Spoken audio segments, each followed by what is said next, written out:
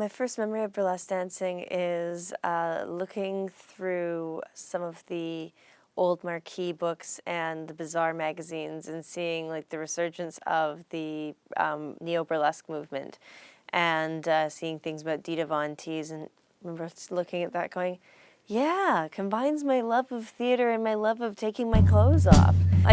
I think with showgirl culture, what attracts me to it is that it's this over-the-top decadence. It's like the difference between a cupcake and a muffin. You want to go for a cupcake because it's a little fancier, and muffin's just, it's great, but it's still just a muffin.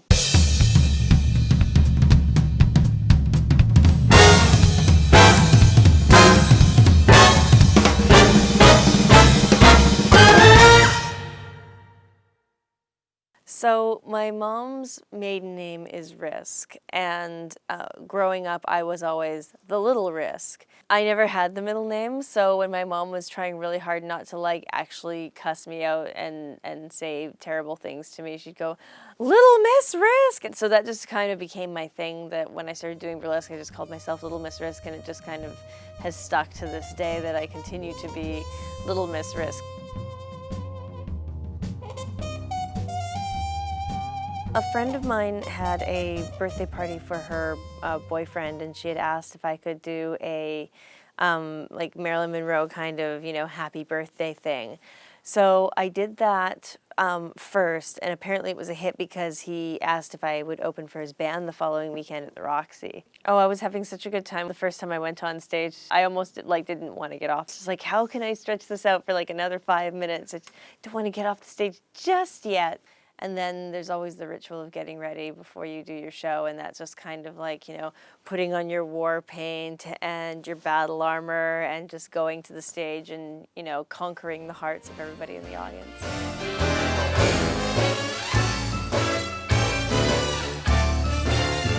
I'd say that the beginning stages of my journey, I wasn't aware that I could make a living doing this. A lot of working day jobs, and then doing all the performances on the weekends and in the evenings that would come my way, and just trying to generate interest in bookings and try to explain to people what I did. So they're like, "So you're going to show up and take your clothes off?" And I'm like, "Yeah, but in a really cool, artsy way."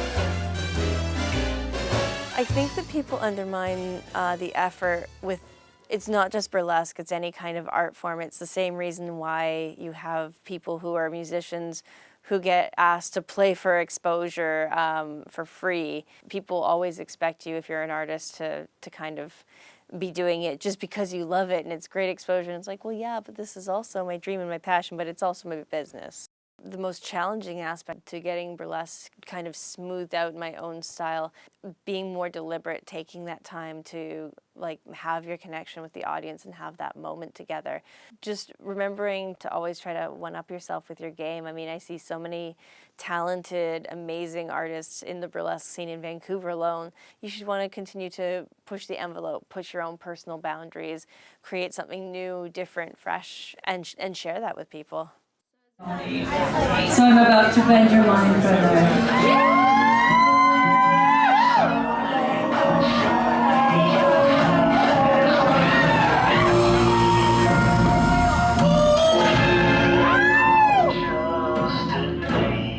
Strangely enough, there's a large number of women who call themselves feminists who really take exception to burlesque, to stripping, saying that we're objectifying ourselves. So I find that the biggest obstacles I face is just having people who don't understand our choices or not appreciating other people's right to make those choices for themselves, and then acting like that we're some kind of pity party or we're super insecure.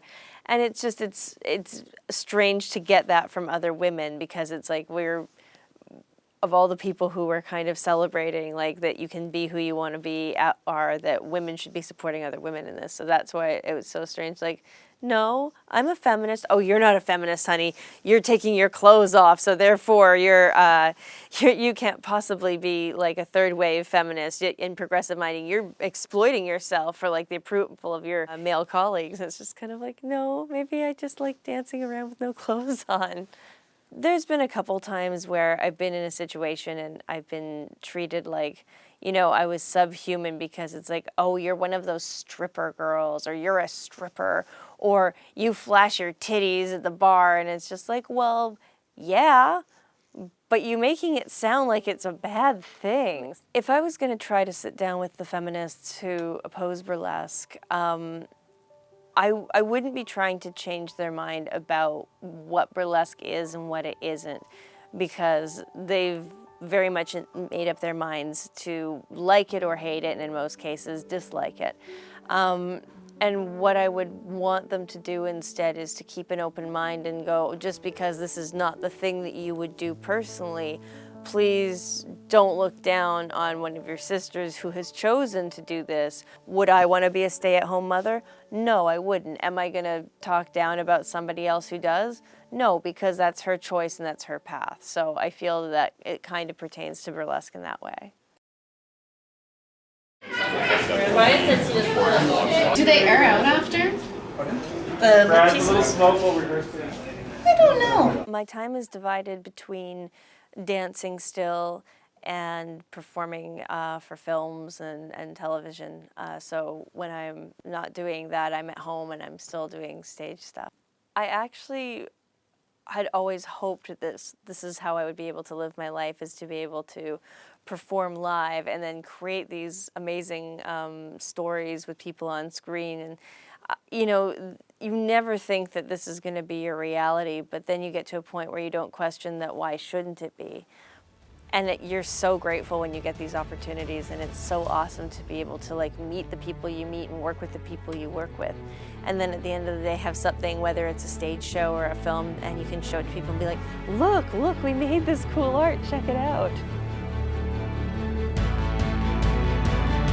I think that the way that my artistic growth is going to continue is just going back and forth between the stage shows and the film work, because I still will love the rush of having a live audience. I'm still going to really like the final polished product of a film piece at the end of the day. And I feel like for everyone who can't get out to see me do my live performances, my films tour around, which is kind of like being back on the road. And it's just like, I can't interact with you personally, but there's something that I've just done that it can do that, which is really cool.